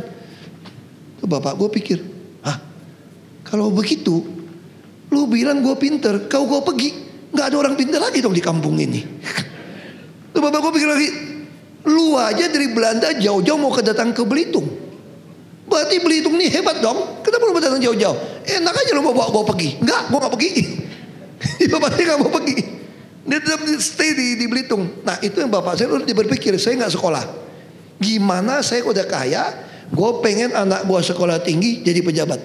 Jadi saya dari kecil itu, bapak saya kalau tante saya lagi pegang saya mau jatuh, papa saya bisa ngomong gini loh. Ini tante saya yang cerita. Hati-hati, jangan jatuh ya. Itu bupati kita loh, hati-hati loh. Atau kita lagi di Ratu Harhari, dulu ada sate. Saya dari kecil bapak saya ada rumah di Jakarta. Jadi itu mes Belitung itu rumah bapak saya itu dia kasih. Dia kalau Belitung nggak ada mes, udah kasih aja lah. Kita beli lagi yang lain. Terus bapak saya waktu makan sate, kata saya lagi nakal-nakal 2-3 tahun lemparin sate ke orang tuh nggak. Wah, pada dimarahin. Terus dia bilang sama si Awang sopir, bilangin jangan marah, ini calon bupati di kampung. Jadi papa saya selalu bilang, yang paling benar itu jadi pejabat, karena bisa menolong banyak nasib orang. Kamu kalau cuma jadi orang kaya terbatas. Nah jadi sekarang saya kemarin ketemu lagi nih teman gue yang bos nih. Gue mau jualan mobil, gue pikir, gue mau dagang kan. Gue udah belajar Mandarin nih, mau dagang nih. Mobil dari China banyak masuk kan. Ya gue bilang, terus dia bilang, lu ngapain lu? Mau jadi kaya? Percuma lah kalau hati lu, panggilan lu di politik. Banyak tuh orang kaya masuk politik gak berhasil juga kan. Kita ngomong fair nih Hok. Kamu ini termasuk orang Tionghoa yang bisa diterima dari semua kalangan loh sekarang. Kalangan Tionghoa non Tionghoa bisa terima. Artinya yang kamu lakukan udah bener. Kita ada menaruh harapan sama kamu karena kamu ini jujur. Itu yang teman saya yang dari partai agama itu, dia bilang sama saya tadi mau pulang, lu mesti jaga diri baik-baik ya. Dia ngomong gitu sama saya. Kenapa? Kenapa bro? Karena bangsa ini butuh model lu, dia bilang. Lu mesti jaga baik-baik. Itu satu pengakuan loh dari orang dengan laber partai yang agama mayoritas. Bangsa ini butuh kamu, kamu harus jaga diri baik-baik. Itu yang selalu papa saya pesan sama saya. Nah tentu saya berbagai nasihat itu percaya sama saya lah. Kehidupan lebih baik itu orang punya nurani. Yang penting sekarang kita juga mesti tunjukkan kita bermanfaat buat bangsa negara ini. Kadang-kadang kita lari kan, akhirnya gak ketemu kan. Aku mau lari, gua hadapin aja. Mau tanya-tanya aja apa aja. Nah gitu kayak itu, tapi kalau sekarang lebih lembut, gak bisa lo kasar. Udah sih. Baik, luar biasa sekali. Kita akan lanjut dengan memberikan kesempatan kepada audiens kita kategori reguler dengan nomor 34. Selamat sore Pak Ahok. Selamat sore. Perkenalkan nama saya Mugi. Kebetulan kita satu alma mater dari Trisakti. Kampus Reformasi ya. Siapa? Tadi kata Pak Ahok lebih baik jadi pejabat daripada orang kaya. Nah, bagaimana menjadi pejabat yang dari orang yang biasa, tidak punya modal yang besar, tidak punya keturunan dari tokoh ternama, hanya seperti orang biasa tapi punya niat yang tulus, jujur, ingin jadi pejabat. Bagaimana menurut Pak Ahok tips atau sarannya atau masukannya? Karena jujur dulu saya berniat membangun desa saya di Purwokerto. Saya ingin menjadi kepala desa. Cuma begitu saya berniat ingin menjadi calon kepala desa, cuman dari keluarga atau tetangga-tetangga cuma bilang, emang lu punya duit berapa gitu. Itu yang bikin saya jadi pesimis untuk jadi punya manfaat untuk rakyat khususnya di desa saya. Terima kasih Pak Ahok. Silahkan Bapak. Ya, sebetulnya kalau kita jeli Mogi ya, baca di website ahok.org itu, di situ ada buku tulisan saya itu merubah Indonesia. Waktu itu saya tulis buku itu, teman saya berpikir saya mau berhenti dari politik. Saya tulis buku itu 2008 kalau nggak salah. 2008 saya pikir udah saya mau berhenti politik, saya tinggalin buku itu tahapan bagaimana orang beranjak bisa ikutin jejak saya. Nah saya temukan memang dari tahun ke tahun masyarakat kita tuh sebetulnya bukan jahat ya, karena dia lihat ini yang mau jadi pejabat ini udah jadi lupa. Akhirnya mereka mulai bilang juga, wani piro nih, ini lu berani berapa kalau mau saya pilih kamu. Akhirnya tiap tahun kita begitu masuk DPRD, teman-teman bilang gini, lu habis berapa duit? 1M, 2M. Wah 5 tahun lagi lu bisa habis 10M lu. Lu mesti mulai cari duit lu. Mesti bom kayak gitu. Makanya saya tulis, apa saya tulis? Sebetulnya masyarakat kita tuh mengenal teorinya Abraham Lincoln. Presiden ke-16 Amerika yang mengatakan kalau mau mengetahui karakter orang, kira-kira gitu ya, kamu kasih dia kekuasaan, langsung muncul karakter aslinya. Jadi masyarakat ini tahu. Karena itu saya bilang posisi terbaik untuk bisa menjadi punya panggung politik kekuasaan adalah DPRD tingkat 2. Apalagi kalau jadi kepala desa. Masalahnya kadang-kadang pemerintah kepala desa pun katanya sudah main duit juga. Nah kita nggak mau mulai dari yang lebih bawah nih. Mau tinggal di desa itu membantu orang. Sekarang tambah susah setelah 20-an tahun reformasi. Makanya kami waktu itu merancang sebuah yayasan. Orang jadi pemerhati. Pemerhati untuk masyarakat sekitarnya, penduduknya. Saya ambil contoh gini, gak mungkin kepilih. Saya ambil contoh gini, saya bilang. Waktu saya mulai berpolitik, ini saya mulai nih di Belitung Timur nih. Ya saya ada duit dikit lah. Tapi duit saya juga gak mau sembarangan kan. Saya partai baru, datang ke kampung, dia bilang begini. Bapak mau kasih kita berapa duit? Baru kami pilih Bapak. Terus saya jawab, nggak ada. Kalau begitu kami kampung ini nggak mau pilih Bapak. Ya udah, nggak usah pilih. Gue cari kampung lain yang mau pilih gue. Ini yang dimaksud politisi edukator. Saya terpilih karena masyarakatnya mengenal saya di daerah itu bahwa saya beda. Tentu partai saya dapat 0, nggak ada yang mau. Tapi saya dapat kursi. Ada lagi yang lebih contoh. Dia datang lagi ke saya. Kita suka sama kamu Hok.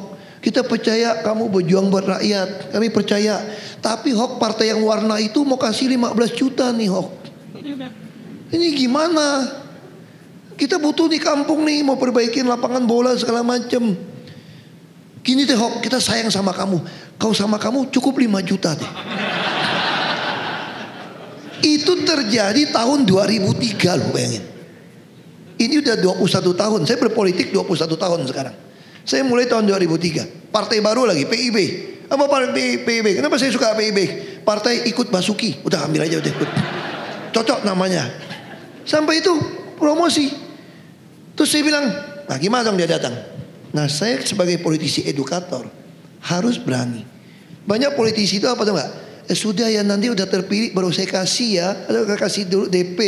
Orang kasih DP gede hilang loh. Saya enggak. Saya tegaskan. Gini aja. Ambil aja uangnya. Kita untung 20 juta saya bilang. Lah gimana untung 20 juta? 15 juta dari dia, 5 juta dari gua kagak keluar. Jadi gua untung 20 juta dong. Berarti saya kasih kamu 15 juta pakai uang mereka, 5 juta saya hemat, saya untung 20 juta dia bilang. Dia sampai bingung-bingung deh. Berarti nanti bendera Bapak saya ganti loh sama bendera partai mereka loh. Ya udah nggak apa-apa. Bener Pak? Bener saya bilang. Terus saya pinjam mobil teman, saya intip. Bener lu bendera gue hilang semua, ganti bendera. Dan kampung itu kakak milih saya. Ya udah nggak apa-apa. Waktu saya dapat posisi satu di DPRD, nah yang ngasih gini didatengin, minta duit nih, pada kabur. Kan waktu milih datang duit, jadi pejabat gue minta juga dong. Nah kalau saya jadi pejabat, saya duduknya di kantor, datang, minta uang. Kan kami pilih kamu. Terus saya bilang, model lu udah gue usir kan waktu kampanye. Nah saya bisa kerja waktu saya kerja 7 bulan 9 bulan. Mereka kecewa sama yang lain. Pak jadi bupati kami dong Pak. Oh, aku gak ada duit jadi bupati, jujur aja. Gak ada baju kaos, gak ada kampanye. Satu titik kampanye pun saya gak pakai. Nanti bisa cek di KPUD Belitung Timur. Datang ke rumah saya, ada bakpao doang, gue bilang gue kasih. Sama nomor telepon saya, tuh tempelin tuh stiker. Gak ada duit. Kenapa? Gue kerja buat lu, enak aja gue kasih lu duit. Emang gue kurang kerjaan gue bilang. Tapi ternyata masyarakat bisa dididik juga. Karena dia tahu kita butuh DPRD. Kerja buat mereka. Terpilih saya jadi bupati. Saya urusin tuh kesehatan, pendidikan segala macam. Orang bisa temuin saya. Waktu saya calon gubernur lagi. Kalau gak dicurangin macam. Saya Belitung Timur dapat 63% udah. Dari penduduk muslim 93%. Dan bulan bintang itu fraksinya sama P3 55%. Artinya rakyat itu punya nurani. Yang jadi masalah tuh kita anak muda pengennya jadi DPR langsung tinggi tuh enggak, kita mulai. Dan ada satu ilmu yang saya suka pakai. Tadi saya cerita di awal. Apa bedanya politisi edukator sama politisi yang politikus kira-kira gitu ya. Kalau politisi edukator itu mendidik rakyat untuk memahami. Kalau kamu tidak pilih saya pun, ya nggak apa-apa. Toh saya percaya kekuasaan Tuhan yang kasih, Tuhan yang ambil. Kenapa saya mesti ngotot? Kalau Tuhan nggak kasih saya berkuasa, kayak ngapain ngotot-ngototan? Enggak. Sama waktu saya di Bangka Belitung, ke Bangka Belitung aja pasti jadi. Enggak. Aku nggak dapat pulang ke sana. Tapi Jakarta nggak mungkin jadi. Nggak apa-apa. Kan saya tujuannya kan politisi edukator. Kayak hari ini gitu kan. Semua partai dikumpulin. Mungkin nanti tinggal satu partai lawan calon independen nih. Bisa aja saya nggak ikut, Pak Anies nggak ikut ini. Kira-kira gitu kan. Tapi kenapa saya masih mau ngajar? Saya udah lihat kok gerakannya seperti itu kok. Kan saya politisi edukator. Dan politik itu panjang, kayak maraton dan maraton kan. Yang penting, yang udah saya sampaikan bisa jadi standar buat Bapak Ibu. Untuk menuntut pemimpin tuh seperti ini loh. Nanti nggak ada gimana? Ya mungkin bisa aja, kita harap nggak lama lah. Kayak bapak gua, dia punya konsep pemimpin seperti apa, lalu dia menghayal nih, gua siapin anak gua untuk seperti itu. Nah itu yang dilakukan. Jadi kita jangan pikir mau dapat. Aku nggak pernah kayak gitu loh. Ini aku perlu cerita sama istri saya. Sebetulnya ya, kalau nggak bisa ikut, nggak jadi gubernur pun baik loh. Kalau gue udah bayangin gue tinggal di Cibubur, aduh. Tiap jam 5 pagi mesti ke balai kota, mana tahan bos. Saya waktu jadi komut aja, kalau sekretaris bikin acara seminggu 2 kali rapat aja, gue udah mulai ngedumel tuh. Lu ngerti gak, gue jam 5 pagi mesti berangkat dari Cibubur sampai ke Jakarta. Lu boleh gak sih padatin semua sehari sampai malam. Jadi gue cuma sekali doang yang datang pagi-pagi. Selebihnya jangan. Nah saya ngomong seperti itu. Tapi sekali lagi, kekuasaan itu Anda maksa pun kalau tidak Tuhan kasih, kamu gak bisa dapat. Jadi kita mesti berserah, terima aja, jalanin aja semua gitu loh. Nah ini politisi edukator. Saya ini orang enjoy itu ada sekretaris saya ini. Dia bilang bapak mah tenang pas-pasan. Saya orangnya nasibnya pas-pasan. Pas mau ada itu, pas mau ada. Gitu aja sih. Luar biasa. Boleh kita langsung saja mendengar pertanyaan dari Kak Rizky, silahkan. Oke, halo Pak. Ya. Kan pengangguran tuh lumayan jadi isu ya di Jakarta, apalagi sekarang lagi banyak layoff kan. Nah salah satu solusinya kan sebenarnya banyaknya pengusaha yang buka lapangan kerja. Tapi kan kita tahu ya Pak, jadi pengusaha tuh nggak mudah, apalagi buat orang-orang yang nggak punya background pengusaha. Nah Bapak ada strategi nggak ya untuk membantu misal orang-orang yang mau jadi pengusaha supaya bisa lebih lancar gitu dan benar-benar sukses buka lapangan kerja gitu? Ya. Ini juga aku perlu cerita ya. Kita kadang-kadang sebagai mau start usaha. Saya waktu kuliah lulus sama ketemu teman yang sama. Tapi situasi sekarang lebih susah. Teman-teman tuh selalu bilang, ngapain lah bikin bisnis plan. Gak ada duit, bapakku juga gak ada duit, ngapain bikin? Jadi akhirnya mereka itu tidak kreatif memikirkan mau bisnis apa atau enggak. Karena dia membayangin siapa yang biayain. Bank gak mau kasih kredit. Apa yang kita lakukan? Tentu kita kasih kesempatan. Dulu Jakarta saya bikin Jakarta Hub segala macam ya. Sebetulnya saya pengen lakukan di Jakarta ini apa tahu? Orang kan banyak pendidikan gitu banyak. Pasukan merah dilatih untuk jadi bisa perbaikan bangun maintenance rumah. Karena itu butuh banyak. Kelas menengah di kota tuh nggak sempat maintenance rumah. Ini mesti banyak latih orang itu. Terus kedua, kita namanya data analis kurang. Kita harus latih mereka. Nah dulu saya mau kerja di bank. Saya diterima di Bank Danamon dulu waktu lulus S2. Gaji 800.000. Management trainee. Tahu kenapa aku mau kerja di bank? Karena gue gak ada duit. Aku pikir aku kerja di bank, aku akan pelajari menganalisa semua analisa kredit orang, bisnis plan orang. Dari situ saya bisa tahu nih bisnis mana yang bagus nih. Begitu gue dapat gue bisa kerja. Memang perjalanan hidup ya. Ketemu pejabat timah, pada meninggal juga baik banget sama saya. Pak Suki, jangan kerja di bank lama, nanti kamu punya karir. Kamu langsung loncat karir orang, kamu press, kamu ambil intinya. Gimana caranya? Sekolah MBA. Di mana? Prasetya Mulia. Kenapa Prasetya Mulia? Pak, banyak konglomeratnya. Jadi kamu situ. Nah, saya masuk kuliah itu gara-gara itu. Tapi itu yang saya maksud. Kalau Anda mau bisnis, tentu balik lagi pemerintah harus jadi orang tua yang baik. Meratakan lapangan tanding. Di situ saya bilang kenapa kok jadi gubernur standarnya Anda harus dengerin orang ngomong. Nah saya dulu punya masalah sebelum kuliah di Makobrimob. Tadi dia bilang saya multitasking kan. Saya juga suka baca. Saya itu paling sebel sama orang datang ngajarin tuh nggak. Padahal gue udah tahu ujungnya mau kemana tuh nggak. Saya kalau udah nggak sabar orang lagi nunggu banyak, gue semprot tuh udah, gue marahin udah. Apalagi kalau lu bilang ini whisky gitu ya, padahal udah tahu air putih. Wah gue sebelnya minta ampun, gue jelasin setengah mati supaya lu ngerti ini air putih nih. Setelah gue kuliah di Makobrimob, ya udah rasa lidah kita beda, kamu whisky saya air putih, ya sudahlah. Ngapain gue ribut? Tapi dulu enggak, saya habisin energi banyak untuk ribut sama orang kayak gitu, teman. Nah intinya apa? Kita harus dengerin. Ini kan kayak anak-anak kita harus dengerin orang maunya apa. Lalu kita dengan kekuasaan kita bantu. Kenapa misalnya Jepang dulu, Cina, Korea semua bisa maju?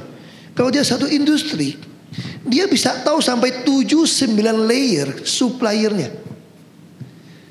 Ketika pemerintah tahu nih kesulitan, kamu kan main batik itu ya. Harusnya pemerintah tahu nih, kamu ngambil ini dari mana sampai 9 layer, bukan cuma tanya ngambil di mana barangnya nih. Nah di situ kita pemerintah intervensi. Di mana yang kita intervensi yang secara pengusaha nggak bisa lakukan. Nah itu gunanya pemerintah. Jadi pemerintah itu harus apa?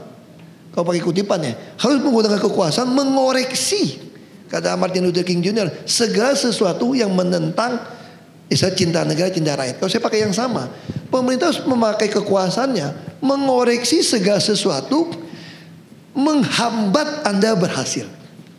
Nah itu dasar pemerintah. Itu sih yang saya cerita ini supaya Anda tahu untuk bisnis itu ya gitu. Dan saya bisa hari ini karena bapak saya sudah bilang apa tahu nggak? Reputasi jujur itu nomor 1. Reputasi mengalahkan segala kekayaan besar. Kamu punya reputasi orang yang jujur, kata bapak saya, jaga gudang juga orang butuh lu, walaupun lu nggak sekolah, karena lu jujur. Nah kalau kamu udah jujur ketemu orang baik, pasti ada peluang bisnis. Luar biasa sekali. Kita akan kembali menyambung pertanyaan dari audiens. Mungkin sesuai harapan Bapak ya, tadi pengen ada yang bertanya langsung. Kita persilahkan yang paling cepat mengangkat tangan. Mungkin boleh nanti bertanya, kita akan hitung bersama-sama. Pak Ahok kan saya baru punya anak kebetulan nih, Pak Ahok yang ketiga. Dulu pas zaman Pak Ahok itu saya bikin kartu keluarga untuk anaknya saya baru lahir. Itu free di Cipinang Cempedak, Ibu Ika dulu. Bagus. Nah sekarang pas baru ini 26 Juli saya mau ngurus, minta. Berani dia sekarang minta Pak Ahok. Gitu. Nah, enggak itu enggak bercanda. Tapi ini fakta. Ini minta gitu loh. Nah sekarang saya mau minta pendapat Pak Ahok nih gitu nih. Kenapa ini? Kenapa kan maksudnya kan saya ini kan sebenarnya ngebantu negara ngeproduksi anak loh ini. Loh, kita produksi anak di luar negeri ada yang dikasih duit loh melahirkan anak. Ya kayak Jepang itu dikasih duit loh. Nah malah saya diminta duit gitulah. Bukannya saya nggak ikhlas gitu loh. Tahu nggak kenapa? Kenapa Pak? Karena potongannya orang kaya sih. Bercanda aku. Makasih Pak. Amin. Nah gitu maksud saya. Minta tolong Pak Ahok, saya doakan. Saya jelasin ya. Kan udah tanya itu kan. Ya korupsi lah intinya. Ini saya jelasin. Waktu negara ini didirikan, sebetulnya tuh proklamator tuh dengan cerdas menyadari nih pendidikan dijajah 350 tahun, udah ngadu domba dengan unsur agama, kan Belanda udah terusin nih. Makanya waktu negara didirikan, dia tidak membuat peraturan yang nggak sekolah atau yang punya agama apa nggak boleh milih gitu loh, enggak. Makanya negara kita mengambil satu keputusan, kasih kekuasaan tertinggi kepada seorang presiden untuk memberesin. Di Amerika, anggota DPR Senat itu bisa bikin undang-undang sendiri loh, tanpa presiden dia bisa keluarin. Di Indonesia 560 dikumpulin pun tanpa presiden gak jadi itu undang-undang. Tapi seorang presiden Indonesia tanpa DPR dia bisa ke Perpu, dia bisa keluarin undang-undang. Belum lagi PP-nya. Nah kenapa? Partai politik itu juga beda dengan parlementer. Kalau parlementer pakai Perdana Menteri, saya punya partai satu kursi pun kita ajak gabung nih. Begitu saya nggak sepaham, wah kayaknya nggak bener nih. Mulai mengganggu rakyat nih Perdana Menteri ini atau nggak sesuai dengan harapan saya. Saya nyatakan mundur, bubar pemerintahnya hari itu juga. Tapi kalau di Republik ini nggak bisa. Jadi orang suka tanya, kenapa PDI Perjuangan sekian persen nggak berani menentang pemerintah segala macam? Nggak bisa. Karena kita kasih cek kosong pada presiden sebetulnya. Nah tujuannya apa? Karena kita sadar rakyat itu tidak merata pendidikan. Keuangan belum merata. Belum lagi dari Belanda meninggalkan sisa-sisa pepecahan sara. Pepecahan sara ini bukan cuma soal agama loh. Suku bisa berantem itu ada dipiara dari si Belanda ini. Makanya mesti kasih seorang presiden yang memanfaatkan kekuasaannya mengkoreksi segala sesuatu, misalnya menentang cinta negara, cinta rakyat. Nah disitulah masalahnya. Kita tadi berharap punya presiden yang bisa keluarkan peraturan untuk bisa memimpin. Jadi antara pemimpin sama penguasa ini beda nih. Sekarang apa terjadi? Saya keluar dari Pertamina katanya mulai lagi. Saya keluar dari DKI mulai lagi. Belitung juga keluar mulai lagi. Karena memang saya belum sampai ke posisi presiden, bos. Itu aja masalahnya, bos. Baik, luar biasa sekali. Kita akan melanjutkan pertanyaan dari panelis kita. Kak Farli silahkan boleh menyampaikan untuk pertanyaannya. Oke, mau nanya ini Pak, makan siang gratis. Aduh, ini kan contohnya kan, lu kan musuh menemukan saya lagi kan. Lu kenapa tanya makan siang gratis sih, makan aja lah udah. Bukan itu maksudnya Pak. Namanya udah berubah, sekarang kan makan bergizi gratis kalau nggak salah ya. Cuma mau nanya, menurut, nanya itu nggak ya? Nah, ini kan nambah musuh buat gua kan? Nggak, ini tetap edukasi. Yang pentingnya dulu nih Pak. Kan mau nggak mau itu harus jalan nih. Sekarang mulai di planning, terus mau dijalankan, anggarannya diributin di sana sini gitu. Terus gimana nih distribusinya dan lain-lain? Pengen tahu kalau di Jakarta strategi terbaiknya biar dapat manfaat maksimalnya buat orang-orang Jakarta tuh seperti apa? Sebenarnya ada pertanyaan satu lagi nya Pak. Menurut Bapak ini sampai 2 pertanyaannya udah terus. Menurut Bapak gimmick atau memang direncanakan untuk kebermanfaatan buat masyarakat Indonesia? Terima kasih. Ini tolong jangan direkam ya, jangan direkam ya. Ini masalah nih. Waktu itu ada isu kan, makan siang gratis. Kan saya kan di tim sebelahnya, tim kan kok kan merah ini kan, Ganjar ini. Nah, balik ke soal makanan. Kita kenapa saya pengen kasih ke emaknya? Oh pada marah. Nanti emaknya beli rokok, beli voucher gimana? Kan gue tentuin. Nah kenapa Jakarta saya pengen bebasin 1-2 hektar. Saya mau pengen bikin versi Gandaria City atau Central Park, tau gak? Tapi ini apartemen terus bawahnya itu orang dagang. Saya kan yakin orang Jakarta itu lebih murah beli makanan sebetulnya. Kalau tukang jual makanannya banyak. Warteg internasional kayak apa kayak bisa bahasa Inggris tuh ada tuh di Kebayoran itu loh. Masak. Kita tinggal sekolah tentukan. Kayak dulu kan saya bikin tuh di sekolah. Kenapa KJP bisa tepat sasaran? Gurunya gue ancam. Gue kasih kriteria. Kalau yang jajan di kantin 50.000, pakai smartphone, diantar mobil, gak boleh dapat KJP. Kayak gitu dulu saya bikin. Saya suruh Bank Dunia hitung, satu anak butuh berapa. Dari 200.000 sampai dari 800.000 per bulan. Kita keluarin sampai hampir 1 triliun atau 2 triliun tuh, saya lupa tuh KJP itu. Gak boleh tarik tunai. Supaya saya bisa monitor kamu beli apa aja. Waktu lebaran, waktu kamu liburan, boleh beli apa aja. Sisa duit. Kenapa? Kalau dulu sekolah kasih gratis topi, sepatu, tas. Bagus atau tidak, tiap tahun sekolah pengadaan, ya dapat kickback dong. Kalau pengadaan banyak. Ini duitnya gue hitung, gue kasih ke anaknya, ke rekeningnya. Gak boleh tarik tunai. Beli di rekening, saya monitor. Kalau ada laporan, gue cabut tuh. Jadi akhirnya apa? Makanan itu saya bilang, anaknya orang tua awasin.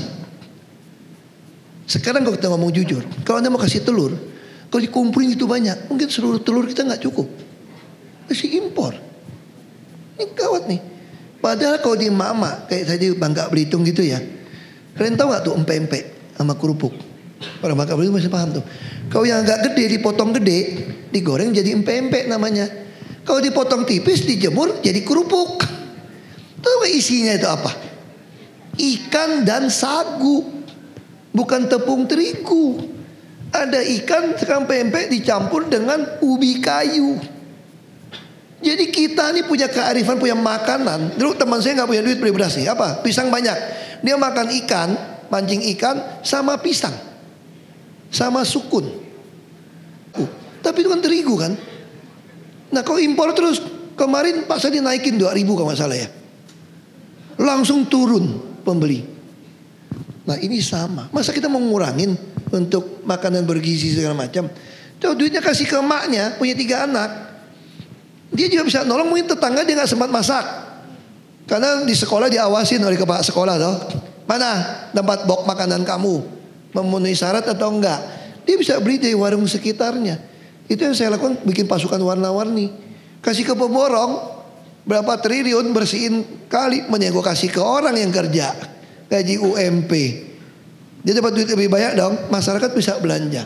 Jadi balik lagi sekarang, Anda jawab sendiri lah, ini gimmick atau bukan gue yang jawab. Yang penting jangan dari gitu. Dan dari fishbowl ini kami akan mengambil dari kategori reguler nomor 39. Semangat pagi Pak Ahok yang BTP, bersih, transparan dan profesional. Perkenalkan saya Wahyu Winoto dari Tangerang, warga Tangerang. Tapi dulu 3 tahun lalu, pokoknya semenjak pas Bapak memimpin, saya mungkin satu-satunya warga Tangerang atau salah satu warga Tangerang yang pengen pindah Jakarta karena kagum dengan kemajuan Jakarta. Tepuk tangan dulu buat Pak Ahok. Ya, kita ke intinya. Tadi kan Bapak bilang Pak Ahok adalah educator politician ya. Saya mau nanya nih Pak. Bapak seringkali bilang rekam jejak itu penting bagi seorang politisi, itu modal lah bagi seorang politisi untuk karir seorang politisi. Tapi kok belakangan, awalnya saya setuju, totally agree, tapi belakangan kok saya merasa ragu ya Pak ya dengan pernyataan seperti itu, karena yang saya lihat, mungkin kita juga semua di sini lihat,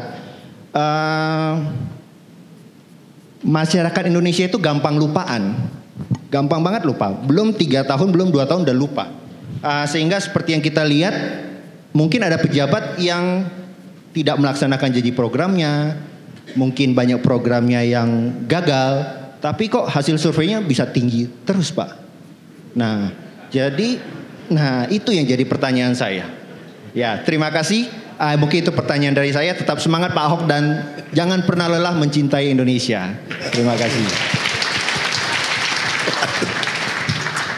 Untung aku udah kuliah di Makobrimob. Sekarang jawabnya tuh nggak cepat, mikir dulu.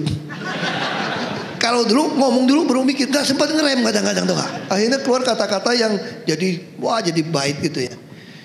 Nah sebetulnya apa yang terjadi? Itu yang saya yakinin. Kita kekurangan pilihan. Jadi kita nih dipaksa tanpa sengaja, tidak ada pilihan. Karena kita punya persepsi, semua pejabat sama lah. Cuma bohongin kita lah. Akhirnya begitu golput dia makin seneng kan. Tapi ada sementara orang, dia pakai kekuasaan, dia piara orang tertentu itu. Dengan bulanan, dia merasa ada keuntungannya. Makanya dibiarkan. Penghematan uang, pengadaan dibiarin. Supaya dia menjadi konstituen. Sama halnya zaman Pak Harto, kenapa PNS kita gaji kecil? Karena memang supaya banyak ada suara buat pemilu. Kalau Singapura nggak bisa. Gue gaji lu lebih mahal daripada swasta. Tapi jumlahnya kecil. Ini nggak bisa dipakai alat politik. Baik kita lebih suka. Ya semua orang guru semua diperbanyak semua. PNS diperbanyak. Honorer diperbanyak. Diangkat diperbanyak. Kasih bonus. Tapi duitnya nggak cukup. Duit nggak cukup gimana caranya? Ya Omega lah. Usaha menambah gaji sendiri-sendiri lah. Nanti begitu orang mulai marah, yang sial ketangkap. Kita hitung aja gaji pejabat kita sama biaya hidupnya dari mana hitungannya. Kita swasta aja masih dibuktiin sama pajak. Coba kita bikin rumah, didatengin orang pajak kan. Udah bayar pajak belum? Masih bikin gitu rumah. Tapi ada gak orang pajak nanya sama pejabat, lu udah bayar pajak belum? Gak berani dia. Bisa gitu ya. Ini contoh. Kenapa? Karena kita dibikin seolah-olah gak ada harapan. Nah saya kenapa masih berdiri di sini dengan penuh semangat nih? Karena saya yakin orang yang seperti saya ini masih jutaan di Indonesia. Nah kita perlu satu-satu korek api ini kita kumpul-kumpulin supaya mematahkan kegelapan itu. Kita harus nyalakan lilin-lilin kita nih. Kita harus percaya Indonesia ada masa depan. Orang selalu bilang gak ada masa depan. Apalagi kerusuhan Mei 98 nih. Saya diajak ke luar negeri lah. Kan kita sekolah bisa bahasa, berapa bahasa kan kita bisa. Tinggal di luar negeri kan. Terus saya bilang saya nggak tahan karena masih suka empek-empek makan apa. Itu di luar negeri enak, jalan-jalan enak. Orang bilang Singapura enak. Kalau duit lagi penuh kan, keliling-keliling, enak kan di Cibubur gua udaranya enak. Serius. Jadi kita ini bangga merasa jadi orang Indonesia. Kita ini cuma ninggalin aja makanan kayak tadi saya cerita empek-empek itu loh. Empek-empek itu total 100% tidak ada bahan impor. Dan kenyang makan dengan pisang saja. Kok kita nggak mau? Ikan ada di mana-mana, bisa budidaya segala macam. Ini laut kita luar biasa. Maksud saya, Anda harus percaya masa depan ada. Dan dalam sejarah dunia dicatat, orang yang berjuang untuk kebenaran keadilan, termasuk kejujuran berkemanusiaan, turunannya itu lebih baik daripada bajingan-bajingan yang nggak itu. Nah, pasti ada yang marah nih. Ada teman saya, lu nggak boleh kata-kata bajingan, Hok, kurang bagus. Ada lagi kayak gitu nih. Ada satu orang teman telepon saya, seneng banget dia. Dia orang Kristen, orang Batak, telepon saya. Kenapa telepon? Bang, aku ketemu ayatnya bang. Ternyata Tuhan juga marahin itu umat Israel itu bajingan karena mau minta makanan gitu banyak. Jadi gak salah abang tuh bajingan katanya. Ini pembenaran yang lucu, tapi itu fakta. Tuhan pun marahin orang yang serakah itu bajingan. Karena memang gak mau pedulian orang lain. Nah kita jangan patah semangat. Yang penting sehat, ya gak? Tetap semangat, tetap sehat. Masa depan ada buat kita semua. Itu yang saya percaya. Masih ada satu pertanyaan, boleh ya? Perkenalkan, nama saya Yuda Negara, Pak. Saya adalah seorang arsitek. Dan tahun ini tepat 8 tahun saya turut andil dalam pembangunan 1 juta rumah. Dan terima kasih. Dan kebetulan perusahaan kami milik negara itu menginisiasi hunian yang terintegrasi atau kita kenal sekarang TOD. Jadi terhubung langsung dengan fasilitas publik seperti itu, Pak. Nah, pertanyaan saya adalah bagaimana pandangan Bapak terhadap kebijakan atau desain sebuah kebijakan tata kota untuk mengakomodir itu semua, Pak. Seperti itu. Ya. Terima kasih, Pak. Mungkin waktu itu nggak ikutin ya. RPTRA itu dirancang oleh kumpulan arsitek loh. Dipimpin oleh Yori Antar. Iya, Pak. Itu ada bagian dari kita rancang.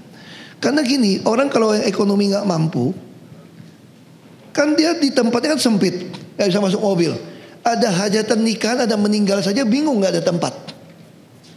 Sementara ada tanah di tengah itu punya orang nggak bisa jual juga, nggak ada akses jalan. Itu saya perintahkan beli semua.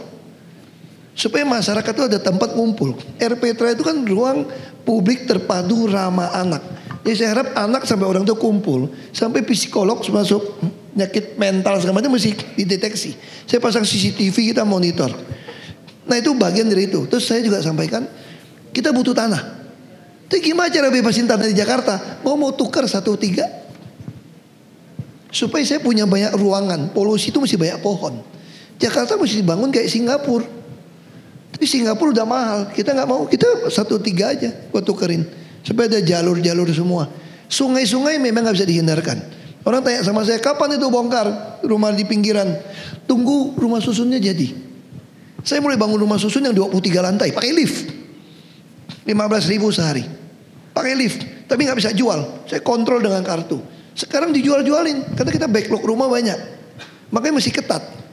Kamu nggak boleh jual, lu boleh pakai 1 turunan di bawah. Kau cucu saya gimana? Anak dari anakmu, ya urusan anakmu. Nggak masa udah kasih KJP, kasih kuliah, kasih usaha kerja, kamu masih mau tinggal di rumah itu. Nah kalau sekarang dibeli, makanya dulu saya menentang DP 0%. Saya ngomong waktu itu. Nggak mungkin orang yang gaji 3-4 juta mampu tinggal di apartemen. Biaya rawatnya berapa? IPL-nya berapa? Makanya saya menyediakan rumah itu yang nggak mampu 15.000 sampai dari 5.000 sampai 15.000. Mungkin sekarang bisa 50.000. Kamu tinggal saja di situ, bayar IPL. Kalau nggak ada rumah kamu urus deh. Nanti kamu beli di pinggiran yang kalian bikin itu loh. Weekday dia kerja di sini. Karena dia menghabiskan, saya tanya sama sekretari saya, kenapa nggak mau tinggal di dekat rumah saya? Nggak tahan tol, biaya tolnya sama bensin. Belum lagi suami istri nggak ketemu, naik kereta naik apa? Nah kenapa nggak bikin Kita punya tanah gitu luas, pemerintah semua. Kenapa nggak boleh sekolah tingkat, rumah susun, apartemen semua tingkat? Kamu punya pasar, kamu bisa tinggal di situ. Tapi weekend kamu pulang ke pinggiran. Kamu kayak liburan pinggiran, kamu bisa beli rumah. Kamu beli rumah di pinggiran itu lebih ada potensi naik. Di Jakarta susah naik dong. Nah itu makanya kita mesti rapiin kota ini. Tapi kasih untungnya ganti 3 kali. Jadi semua kawasan padat yang di gang-gang itu mungkin harganya cuma 15 juta, 20 juta. Gue tuker apartemen 3 kali. Lu kaya lu. Lu mau jual mau ke pinggiran silakan. Nah tata kota mesti kita ubah lagi. Kalau banjir gampang Jakarta. Semua normalisasi lu beresin. Semua bendungan lu bikin, pompa jalan beres. Pasti beres. Gak ada yang susah itu. Karena Jakarta cuma aluvial turun kok. Yang susah kan daerah aliran sungai. Sekarang sungainya udah tinggal segini. Pinggir mereka kan mesti siapin rumah. Kan ini manusia nih. Makanya waktu mereka kirim ke rumah susun Marunda, itu waktu pertama saya promosi, ibu-ibu tuh cuma pakai baju doang masuk. Sampai BH celana dalam gue beliin. Bener. Jangan kan teman masak yang lain nih, lo tinggal masuk. Kenapa? Terus anaknya gue siapin bus sekolah gratis. Kasih KJP, kasih dokter. Gue bilang lu gak kalah lu sama orang tinggal di Central Park. Ini ada dokter 24 jam, tungguin lu. Bus gratis, semua gue urusin. Mau kerja di Marunda gue urusin. Makanya saya mau bikin pelabuhan Tanjung Priok baru di Pulau OPQ. Sayang ya, memang kadang-kadang kita pikir dalam hidup ini ya. Ini sebagai penutup ya. Sekalian ya Pak. Ini penutup, jangan sampai lu udah ngomong lu suruh penutup lagi kan. Oke Pak. Sebagai manusia itu kita selalu percaya ada yang ngatur hidup kita. Saya dulu waktu masuk ke tahanan itu, saya juga gak terima. Mana ada gubernur aktif dimasukin, temannya presiden lagi. Yang ngatur jaksa sama polisi. Mana bisa, tuntutan polisi semua yang tulis kok. Hakim mau ngapain kalau yang nulisnya itu cuma tuntutan percobaan. Tapi enggak fakta. Saya harus tahan 2 tahun. Tapi kemudian saya melihat segala sesuatu dari perspektif yang benar. Perspektif pencipta ya. Pasti ada maksud baik buat saya. Mungkin saya terlalu sombong. Memang sombong karena galak. Karena saya dari kecil anak tua kan, paling tua kan. Saya gini-gini dari kecil udah jadi orang kaya di kampung kan. Orang gak punya kulkas kok datang ke rumah, gak punya TV kok datang nonton di rumah kok. Kita dilatih keras karena anak pertama harus jadi leader. Dan kita juga gak pernah takut sama orang, mau ribut-ribut gitu. Ini ternyata mungkin di mata pencipta gak baik kalau jadi politisi edukator. Tetap masih ada santun, tetap masih hargain orang. Nah makanya waktu saya masukin kuliah, saya bersyukur banget nih. Ternyata Tuhan membuat saya belajar tentang kehidupan ini gitu loh. Makanya saya selalu bilang sama teman-teman, apapun yang kita alamin pasti lewat. Segelap apapun dunia politik kita, kata Raja Ajeng Kartini, akan terbit terang kan. Setelah gelap itu pasti terang. Itu udah hukum alam. Nggak usah ribut. Habis gelap pasti terang. Gelap itu kalau nggak tahan, roboh sendiri kok. Roboh sendiri, terang akan muncul. Jadi kita nggak usah terlalu stres. Makanya saya, orang bilang kok saya mirip-mirip aja 7 tahun 8 tahun yang lalu. Karena saya orangnya ya happy-happy aja. Karena saya tahu semua pasti terbaik buat saya. Saya terima aja, saya telan. Saya jalanin dengan penuh ucapan syukur. Nah sekarang kita balik lagi soal Jakarta. Kita tidak tahu apa yang terjadi. Kelihatannya memang bisa gak maju. Tapi minimal hari ini kita telah membangun sebuah standar baru. Seorang gubernur itu mesti kayak apa sih? Ada standar nih. Dan kita diharapkan mulai menuntut. Kalau gak capai pun kita harap anak kita akan mewarisi ini. Anak kita harus mewarisi ini untuk terus berjuang. Kita gak tahu kapan waktu kita. Ya, jadi sekali lagi terima kasih banyak. Masih gak puas ya, masih ada kata penutup ya. Kalau kata penutup, percaya sama saya. Ini sebenarnya mengulang kalimat Ronggo Wasito, pujangga di abad 18 di Surakarta. Ketika dia melihat kegelapan di zaman kerajaan itu, lalu dia bilang, sekini zamannya zaman edan. Sekarang ini zaman edan. Yang ora edan, ora keduman. yang nggak ikut edan nggak kebagian katanya. Hari ini kita merasa seperti ini nih. Kok kayak tadi kampanye semua pakai duit pakai apa? Kok saya nggak kayak dia, kok saya susah ya. Tapi dia bilang apa? Sak bejo-bejone wong kang edan masih bejone wong kang eling lan waspodo, dia bilang. Jadi seuntung-untung yang edan itu ya ikut-ikutan edan, pada ujungnya itu masih lebih untung yang tidak, yang eling sama waspada, yang nggak ikut edan lah kalau kita terjemahkan. Nah itu sih terakhir kata saya. Baik, luar biasa sekali. Boleh kita berikan tepuk tangan yang meriah.